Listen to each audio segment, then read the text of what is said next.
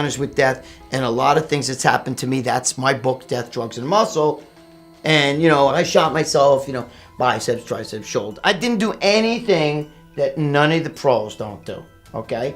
I didn't do anything that they don't do. Warning, this video contains graphic medical footage. Greg Valentino had the largest arms in the world, 28 inches of pure mass. But they weren't muscle. They were filled with oil, infection, and delusion. And one day on camera, they exploded. Pus shot out like a fire hydrant. Blood poured onto the floor for 20 straight minutes. And the man behind those arms? He just kept filming. This is the story of how one man's obsession with size built him a $2 million empire, then nearly killed him in the most disgusting way imaginable. But it wasn't always like this.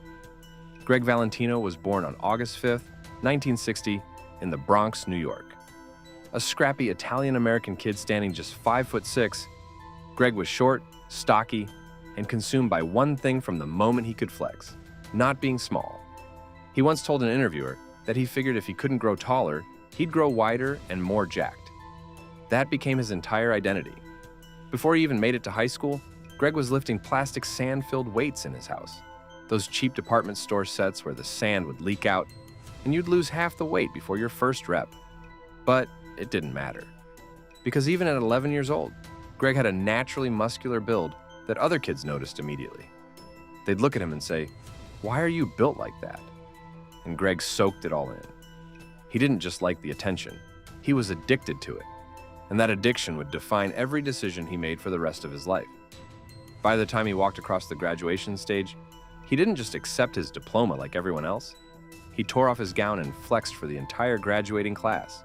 Life took a lot of twists and turns. And in my drug dealing days, I had a lot of fucking close encounters with death and a lot of things that's happened to me. That's my book, Death, Drugs, and Muscle. The principal was furious. The parents were horrified. But the students, they went absolutely wild, cheering him on like a rock star. That moment tells you everything you need to know about Greg Valentino.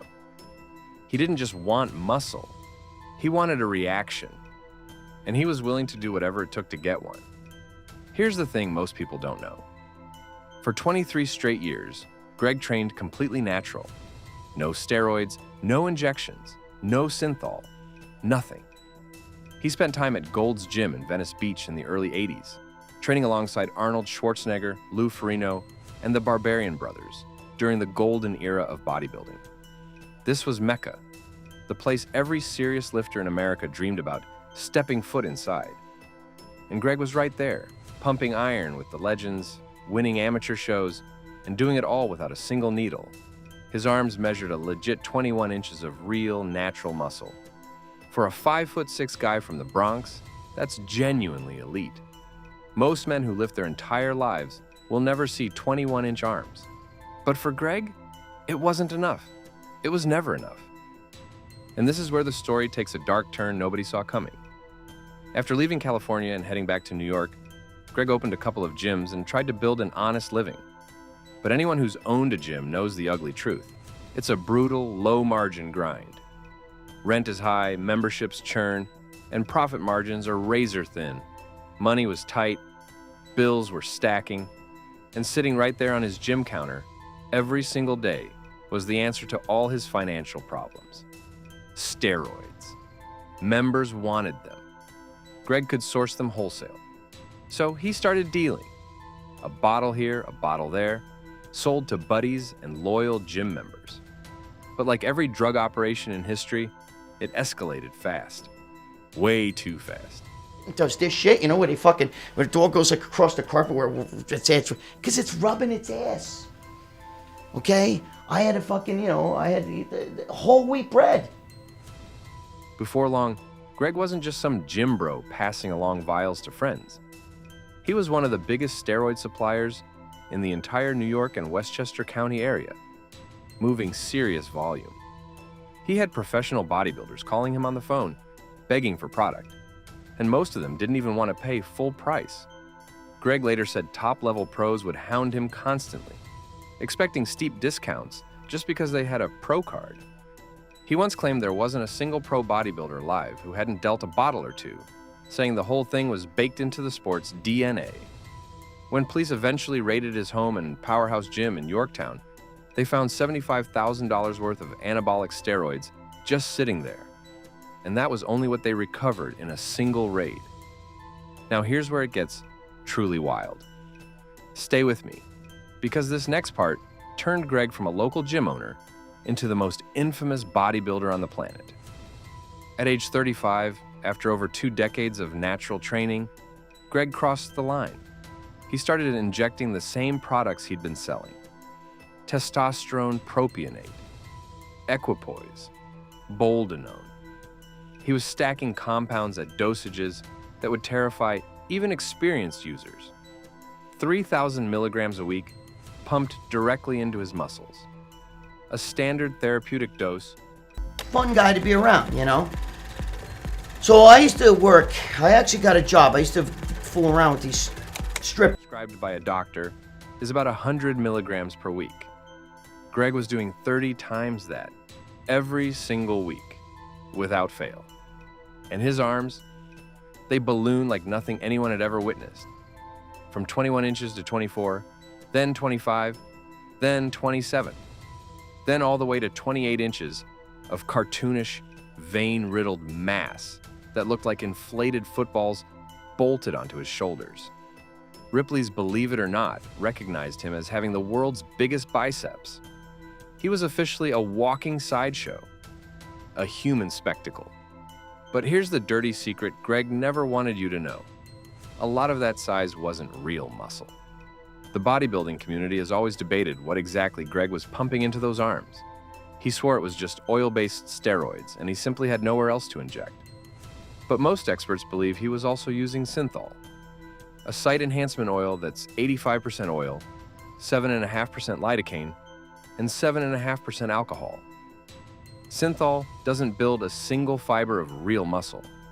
It doesn't make you 1 pound stronger. It just fills the space under your skin with oil, creating a balloon-like illusion of size that fools nobody up close. And here's what's truly terrifying. Synthol isn't even illegal in the United States. You can order it online right now. But the complications are nightmarish.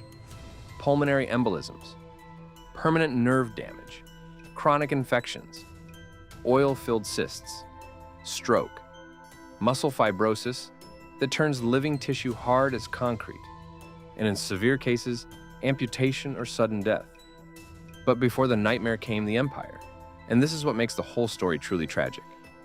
Greg leveraged those freak show arms into a legitimate personal brand, training videos that sold like crazy in the hardcore bodybuilding world, guest appearances at fitness expos across the country, paid photo ops where fans lined up just to stand next to the biggest arms on earth, magazine features, television segments. I mean, I let loose a fucking, a monster tsunami. You know what I'm saying? Now I'm done. But where's the paper? You know what I mean? There's nothing to wipe my ass with. So I tell a fucking guy, dude, is there any... And behind the scenes, still running his gym and steroid distribution network at full speed. Between the gym revenue, the dealing operation, the media appearances, and the merchandise, Greg built a business worth an estimated $2 million. Every single dollar built on 2 chemically enhanced, artificially inflated arms. He wasn't admired the way real champions are. He was gawked at.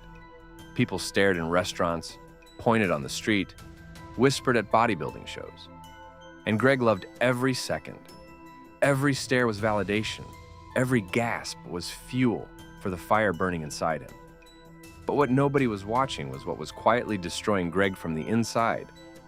And I'm not talking about his muscles.